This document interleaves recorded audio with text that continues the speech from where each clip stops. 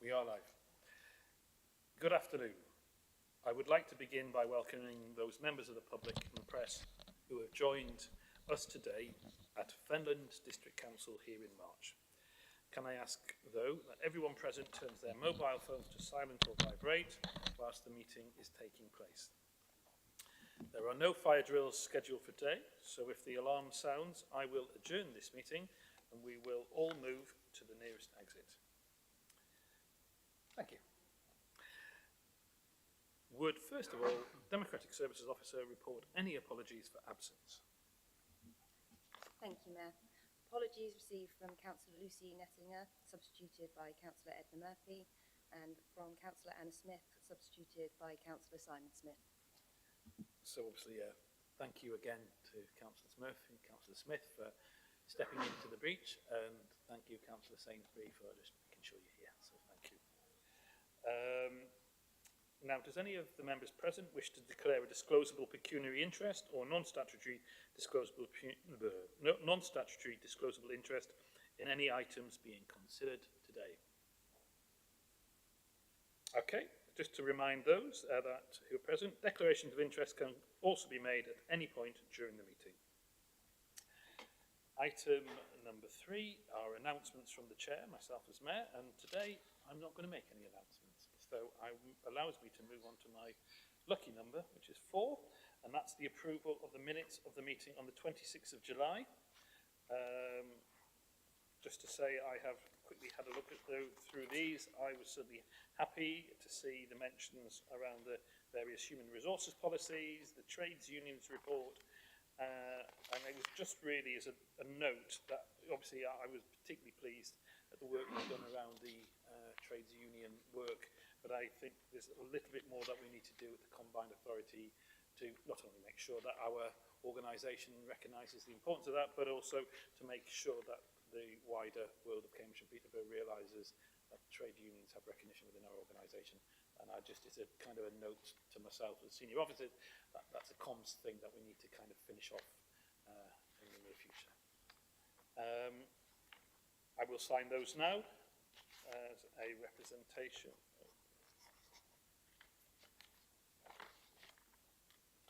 And then that leaves me now to move swiftly on to, so I did ask, I mean, you're happy with it, it's an accurate record, yeah? Good. And no queries, so moving on to item 5, which is billed as the recruitment of Executive Director Place and Connectivity and Director for Legal and Governance, presented by Rob Bridge, who will introduce the report in relation to the Executive Director job description, and Nick Bell will introduce the report in relation to the Director of Legal and Governance job description. The committee will be requested to approve. Actually, do you want to do the report now then? I'm going to read this all out. I'm on an autopilot at the moment. So over to you, Rob. Okay, thank you, Mayor, and nice to meet 2 new councillors from Peterborough and from Cambridge City. So you probably worked out who I am, but I better just introduce myself. So I am Rob Bridge, Chief Exec of the Combined Authority. And before you have a report, to start with, I just want to make a small correction. So in recommendation C, it refers to chapter 18 of the Constitution. That should be chapter 11. And if you get further into the report on paragraph 3.2, where it is actually correctly stated as chapter 11. So when it comes to recommendations, and obviously if you approve them, we'll make sure it's the correct wording. So in front of you is a report around moving to recruit permanently to the Exec Director, Place and Connectivity, and the Director of Legal and Governance.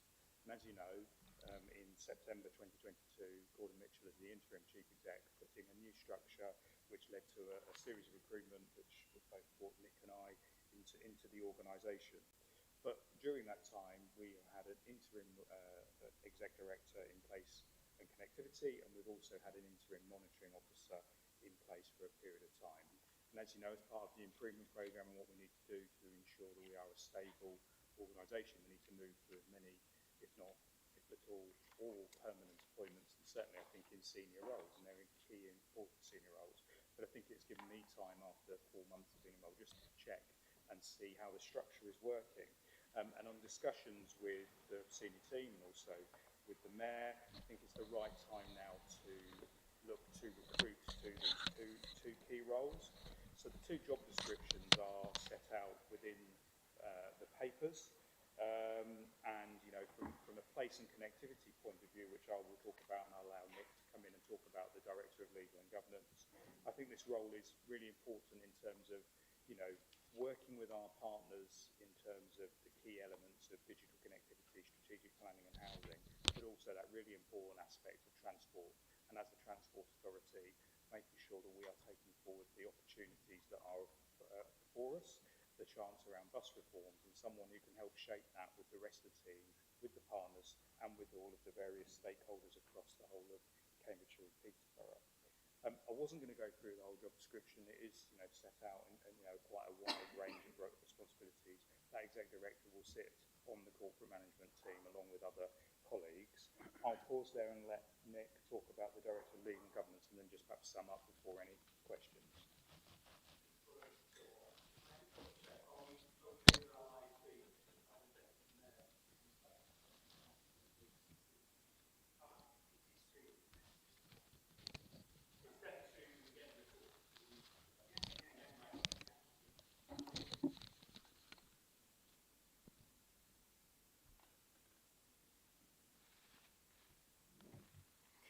Yes, thank you. It's, in relation to the Director of Legal and Governance, just a number of things to highlight, if I may. First of which is this is obviously a key role as a statutory role for the combined authority, one of the three statutory roles, and therefore requires someone who has good, strong knowledge and experience in terms of supporting members, plus also a legal qualification, and that's required within the job profile itself. But it's also important that actually, as well as that, there are significant personal qualities in the individual, and one of those is the ability to be able to work effectively with a wide range of members of the combined authority, and to develop the trust of those members in terms of their ability to be able to give sound legal, constitutional and governance advice to each and every one of those members on an independent basis. So it's important the person has those interpersonal skills as well as the legal background through there. You will see that this role reports both to the CEO, both to Rob Bridge, and to the Executive Director of Resource and Performance, myself. That is a slight tweak and alteration from the current structure where the role reports predominantly to me, but with a direct line, if required, into the Chief Executive. And the reason we're making that change is that we believe that a number of candidates would want to have a closer link potentially to the Chief Executive rather than through an Exec Director. So we think that will help to strengthen our position when looking for good quality candidates coming through. So I just wanted that to you to be aware of that as well through there.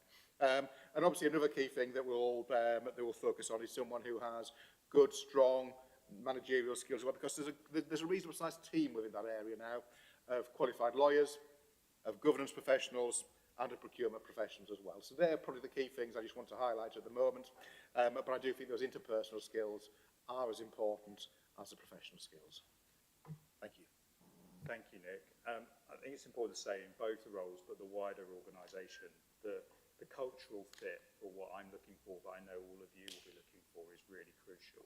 We're on a really, progressive position improvement journey, and we need to continue that, and it needs to have the right people with the right culture. And I really hope that, subject to what you decide in the next few minutes, that we can really attract some top talent and applications that can go through a process. I think it's worth saying that, subject to your approval, we are all lined up to start a process and a recruitment process. It mentions it in the report, which, and leading into a number of meetings for some of you later next month to get this, because ultimately, Nick makes the point around the monitoring officer, which is a statutory role, so that has to be confirmed by the board, which you'd expect in any local authority as well as a combined authority. So hopefully that's been sufficient, and if you have any questions, I'm sure Nick and I can answer them for you. Thank you, Rob. Thank you, Nick. I think it's nice and clear. Papers are out there. 3 points of view. Over to you all. Any questions? Yep, absolutely. Councillor Sainsbury, Oliver. Thank you. I just have a question on the monitoring officer role. In the specification, it says qualified solicitor or barrister. Can I just check, does it have to be one of those, or are chartered legal executives allowed under the Act? And if so, just why that's not included?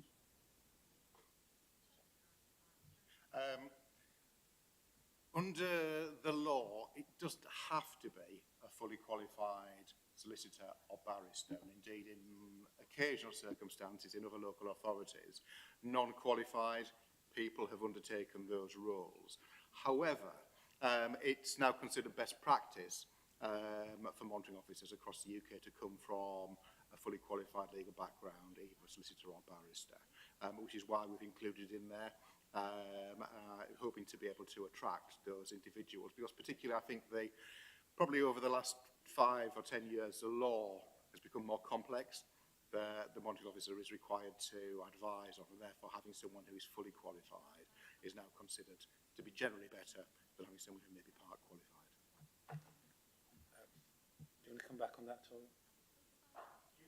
No, I'll share it. You know, I was going to say, offer it to you first, Oliver. Yeah, fine, Peter. Over to you, Rob. Sorry, Mayor. I think what I wanted to add, I mean, one of the things we've got to reflect on is how we strengthen the governance of the combined authority. That's something that, you know, many of you have been involved in recent months. And I think making sure that we actually stipulate the need for the right qualified person for this role, I think is important. I also think that the legislation and legal support and advice that's needed around a combined authority is a little bit more complex than some of the local authority areas. So that's one of the reasons why we've been a bit, you know, clearer about what we're looking for in that specification. Now, Oliver. I completely appreciate where you're coming from. But I do just think it's important to stress that, you know, we are saying all equivalent experience at the top, and there are some people who may be part qualified, but you know, in real terms, just as if not more practical experience as some. So I'm just a bit. I completely see where you're coming from, but I'm just a bit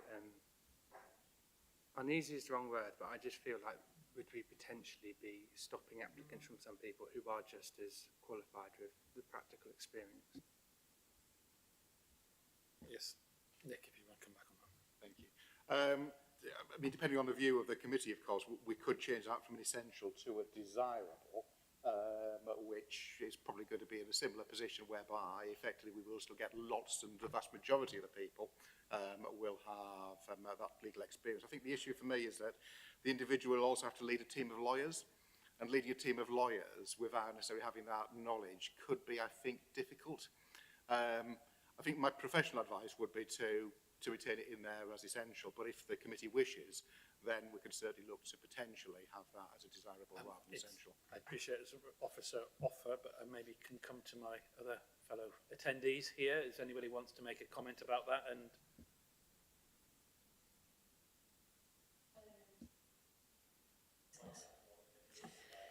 Okay. Yeah, no, thank you very much. And just straight off, I feel very strongly we have to have a qualified legal practitioner. And that is because I have a legal background. I can really appreciate that the questions that come up will be difficult and will require proper, as in full, legal qualification and experience. And I completely take the point about leading a team of lawyers. There's no way that they're going to take advice from someone who knows less law than they do. So it's really, in my view, it has got to be qualified, a qualified person. My question is, I've got sort of 3 questions. One is, to what extent have we got additional responsibilities outside the statutory responsibilities in this role? The issue of being a good manager as well as a good lawyer, quite often these things do not go together. Is, you know, I wish it was different, but that is often the case. It's a rare person who does actually combine the two. And the third point is, have we spoken to or got advice from, say, recruiters about what's attractive about this role to the sort of person we want to recruit. Who's going to take that? Nick? Yeah, thank you. So I guess addressing each of these in turn. The statutory monitoring officer role is literally just the person who is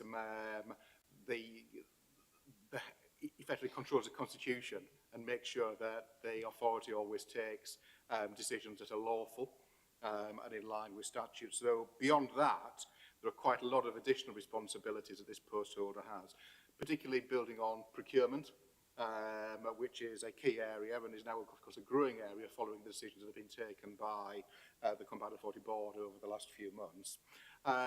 Outside of that, the actual legal service itself, because sometimes in some authorities that is separate from the monitoring officer. Not very many now, but it doesn't have to have responsibility for legal services. However, the suggestion of best practice is that it should have responsibility for legal services. And I say democratic services would naturally fall under the monitoring officer's remit anyway through there, but it's mostly the procurement and then potentially some of the legal services. But there may additionally be other requirements that as a senior manager, a senior officer within the combined authority, the individual is called on to either help with or to lead in terms of some of the corporate projects that either the chief executive or the corporate management team decide are appropriate through there. And leading on from that, I guess that brings me to your second question in terms of the good manager being as important as a good lawyer, and I absolutely agree. And I think that's, when I was talking about the interpersonal skills, I think those managerial skills and that experience is as important as the technical legal background or the technical legal experience to bring in. And actually making sure that through this process, we can hopefully find someone who has both of those, I think is incredibly important for us as an organisation. And we certainly have taken soundings from a number of different recruitment agencies in terms of how easy it would be to fill this role. And that's one of the reasons why I mentioned previously that we're now suggesting it at a slightly different reporting line, because one of the pieces of feedback we've received is that will make it more attractive to potential candidates. We do think that from the feedback we've had, it will be attractive for a number of reasons. The first of which, as a combined authority, it's a little different to some of those areas one would normally find in a normal council, normal local authority. And that will, we think, attract a number of people who are interested in coming in. We may not find people necessarily who've got the full knowledge of combined authorities. We'll find people who've got really good knowledge of local authority law and good managerial experience through there as well. And then also we think that from the recruitment agency's perspective, the fact that actually we've made significant progress in terms of the improvement programme and the best in terms of the best values will once again start to attract people to come in to think that actually this is an organisation that in some areas is actually now starting to, if I may put it that way, lead the pack in terms of its governance. So the single assurance framework that went through the board the other day is probably the first of them in the country that's hopefully going to get DLUC approval over the course of the next few months. So actually that will start to attract people as well through there. So those are probably the things that have come through. And because of that, I would be hopeful that we will get a good field of potential candidates. Councillor Smith. Smith. Just Simon. Yeah. It's the male version, right? So, I've worked in local government for 24 years, and I had cause to have dealings with council lawyers and got a lot of experience in working with them. And this is a very senior post in a significant strategic organisation, and the salary that this post will command is signalling we want the very best to come into this organisation. The organisation's gone through quite a turbulent time, but also one of rapid change and reorientation, with a new set of senior people in the posts. So we mustn't dilute our standards for this. We deserve and we need and deserve a most senior person who's qualified and has all the expertise and all the personal qualities that you're looking for. Because individually and collectively, the senior members of staff in the organisation are about projecting the organisation's competence and capacities to deliver the services and projects that the government wants for the benefit of people of Cambridgeshire and Peterborough. So I think I accept your strong officer advice in this case, and I'm happy to, when it comes to the vote, approve this job description for this role. The underlying all of this have been some very progressive policy developments around governance. I'm a member of the Audit and Governance Committee, so I've watched this. I've been considering all of the reports that have been coming through and all of the developments with performance frameworks and so on and so forth, assurance frameworks. And it is exemplary work that's being carried out during this the early improvement period. And so the organisation's got very sound foundations now on which to build. And so we need the people now to be able to take this forward. So it's very encouraging that we're at this stage now. And it's been an enormous achievement by all the people that have been concerned in this turnaround of the organisation. It's something that's, it wasn't great to be there in the first place, but in a way, we are now in a better place than we otherwise could have been because of it.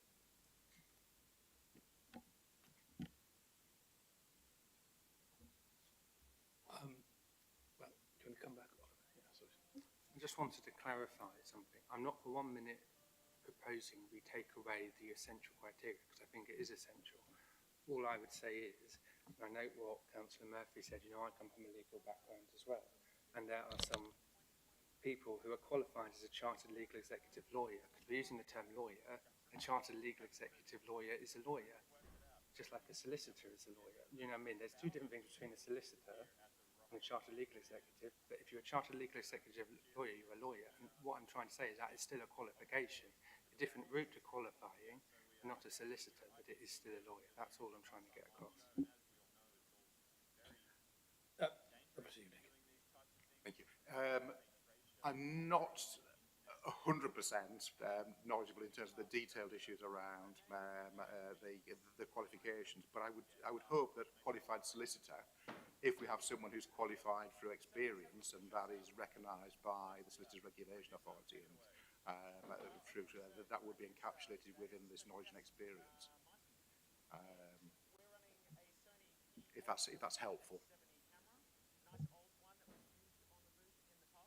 I think we've kind of come round the houses. In any other comment, I suppose take chair's prerogative before we go to the vote, just to say, I recognise a lot, obviously, what Simon has alluded to in terms of a process that was set in motion, a very essential process that was set in motion in terms of the appointment of very senior officers to help with the move for the combined authority moving forward. And it is a good place to be. I agree with some of what you've said, Nick, in terms of the opportunity for working in a combined authority. There's a lot to be said that the music coming out of central government is that devolution is a very important part. It doesn't matter across all political parties. And I would hope, and I think by shooting for the stars at the start in terms of the job description, I think we will obviously be seen to hopefully aspire for the very best candidates, because I would expect nothing less in terms of the quality of candidate that works within this organisation. I just want to make a final comment, and I'm very grateful that within the job descriptions it brings a real sense of pride that when you talk about working for the combined authority, there is a very clear comment that we are committed to our values of leading with compassion, working cooperatively and serving our community.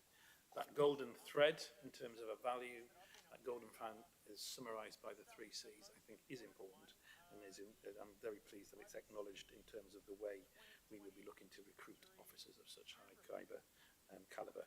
Compassion, cooperation and the building of community, essential to what we are here to deliver. So, the committee are requested to approve A, the new Executive Director job description, person specifications contained at Appendix A of this report. B, approve the new Director Legal and governance brackets monitoring officer job description and person specification contained at Appendix B of this report, and C, approve the job descriptions, person specifications at Appendices 1 and 2 meets the requirement in Chapter 11, Rule 3.1 of the Combined Authorities Constitution. I would propose we now go to the vote. I could propose, can I? I'm going to lead by example. I've got a proposer and take a seconder. I will take that from Councillor Edna Murphy. Those for? Those against? And those abstaining? Okay, noted. Is that passed on majority? I think so. Yeah. Okay, thank you. So we now move to agenda item number 6, which is Care Leavers Report, to be presented by Donia Taylor, who is our HR business partner and is ready and waiting to introduce the report. Hopefully, Donia, you can hear us, and the link with us here in Finland will work. Over to you. Can you hear me okay? We can. We have a slightly crackly line, so do please proceed. I'll let you know if there's a problem. Okay. So this report we've brought to committee today based on the last HR committee when we recognised the employer's charter for the Care Leavers Covenant. Sorry, I'm getting quite a bad echo. Is that okay for you? We do have a bit of a problem with the line in that you sound a bit distant and we're getting a lot of interference. Obviously, we do have the report in front of us, so we can refer to that and discuss it anyway. If you want to kind of present as best you can sorry, I'm going to give you the benefit of it. In no ways takes away from the importance of this report, and I'm delighted to see it. But if you could summarise it quickly, and then maybe I'll open up to the floor and I'll come back to you for questions. Yep. Okay. So we've got the recommendations A, B, and C. We are agreeing that care experience will be treated as a protected characteristic in relation to HR policies and procedures today. And we also want to amend the EDI HR policy to reflect care experience being treated as a protected characteristic. And then the final recommendation is that we intend to take a report to board to recommend a broader proposal to treat care experience as if it were a protected characteristic under the Equalities Act across all CPCA work and services.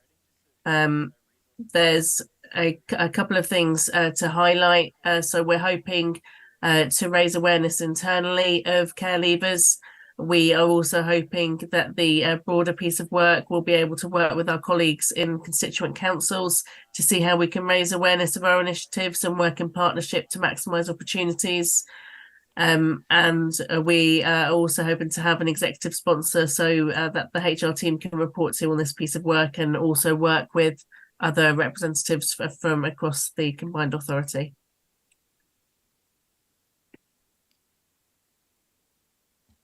Thank you, Donia. As I say, by no small means to underrepresent the importance of this document, and also before I go open to acknowledge that there is lots of already excellent examples within the combined authority where we're working with constituent authorities, highlighting the importance of work for those people who have experience of care. I think it's important, however, we take this further and embed, and I'm now going to open up the debate for any questions in regard to the report, and obviously maybe Donia can answer any if there's a need. Floor. Edna, Councillor Murphy. Yeah, I want to say that I really warmly welcome this proposal. It's very welcome. We know that there are a lot of long-term difficulties experienced by people who have been in the care system, and in many organisations that I have come across or am part of, we have looked at this precise measure, and I think it's very timely and very welcome. I fully support it. Thank you. Simon. definitely agree. This is a really positive, progressive initiative, and it's an example of the combined authority leading by example. This is for others to follow. We must be aware of how the difficulties that people who have care experience face in life. From an early age, they've probably been experienced rather traumatic circumstances. We know that very few of them progress into higher education. They have very, very circumscribed life chances and opportunities. And so for a leading employer, public sector employer, to be conscious and aware of this situation, opening its door to potential employment opportunities for people from this group is a really positive thing to do, and really support it. And I'd like to see how this can be developed further through the work that the combined authority does, because I think they are very much an overlooked and under-supported, very vulnerable group of people. And I can only support, I can just lend my great support for this initiative. It's very welcome. Thank you. Okay. Well, I think I'm getting the sense in the room, but I will just, as I often do in my circumstances here, I do reflect on a journey that's brought me to be the Mayor of the Combined Authority, but one where at the same time I have managed to continue a link with my professional background, and obviously as a children's doctor on many occasions. I would acknowledge, where I've, run up alongside families, because obviously, those people who've gone through care, it's often not just the individual, it's the whole, how it affects the whole family. And I think it's very interesting to acknowledge that point of 1.2, that those who are leaving care, although usually resilient, they often have, despite all the challenges, still face barriers and often experience discrimination in many elements of their lives, including employment and support, is often inconsistent. We've already spoken to this. I'm not going to reiterate the point, but I think there is a space for organisations that do put compassion at the heart of everything we do, to lead by example. I'm really grateful for the ambition of those who in the last year at the Combined Authority have taken the role within human resources and looked at how we can be the exemplar, not just in the area that we serve, but also as an exemplar for the whole of the United Kingdom. And that gives me great pride to be part at the head of, and anything I can do to help further the ambition of this report, working with organisations locally or indeed nationally, and to highlight where we can do things better. I'm at the front of it. So thank you for your support. I'm going to now suggest that we go to the vote. The committee are requested to approve that A, care experience will be treated as if it were a protected characteristic under the Equalities Act 2010 in relation to HR policies and procedures.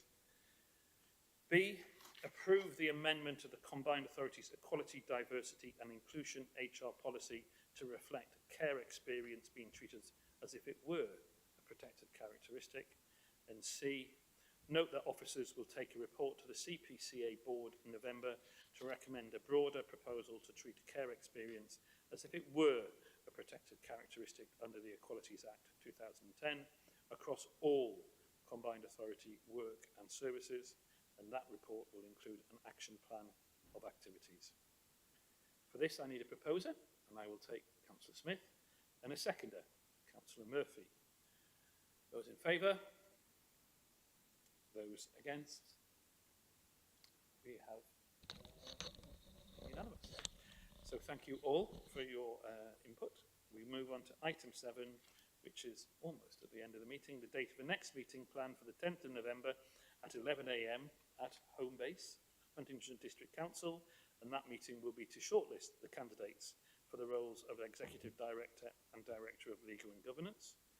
The interviews for those roles are scheduled to take place on the 16th of November at Huntingdonshire District Council, And with that positive end, looking towards the future, I'm going to conclude the meeting of the Human Resources Committee. Thank you for your attendance. Thank you, officers.